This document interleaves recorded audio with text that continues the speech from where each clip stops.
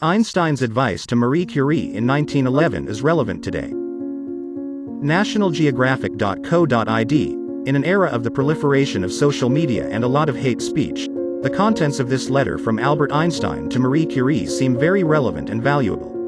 In fact, this message from more than a century ago deserves our attention and reflection. Consider it a wise piece of advice from the past. In November 1911, Marie Skłodowska-Curie was only a few weeks away from being awarded the Nobel Prize in chemistry. He received his first Nobel Prize in 1903 for physics. The new Nobel Prize in Chemistry award shows that he is the first person to receive 2 Nobel Prizes.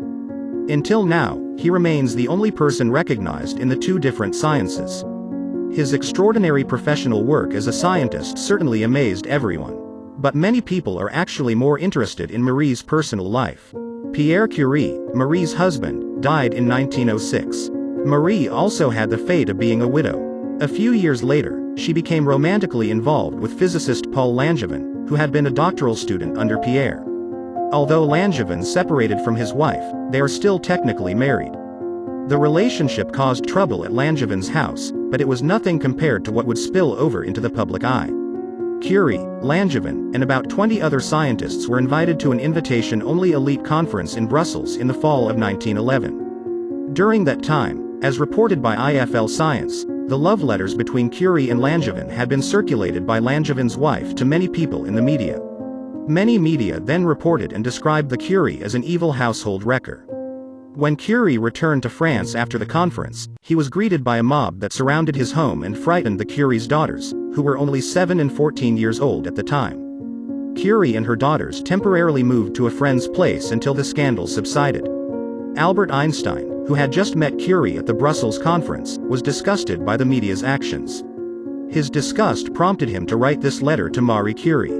Dear Mrs. Curie, don't laugh at me for writing to you without having something wise to say. But I am so angry at the basic manners that the current public dares to concern themselves with attacking you that I really have to vent this feeling.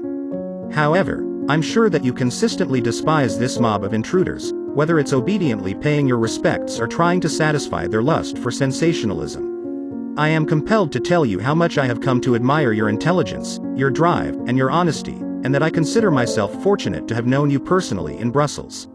Anyone who doesn't belong among these reptiles is certainly pleased, now as before, that we have figures like you among us, and Langevin too, real people with whom one feels privileged to relate. If those hordes of troublemakers keep busying themselves with you, then don't read the nonsense, but leave it to the reptile for whom the news is made. Best regards, Langevin and Perrin, with the utmost respect, A. Einstein.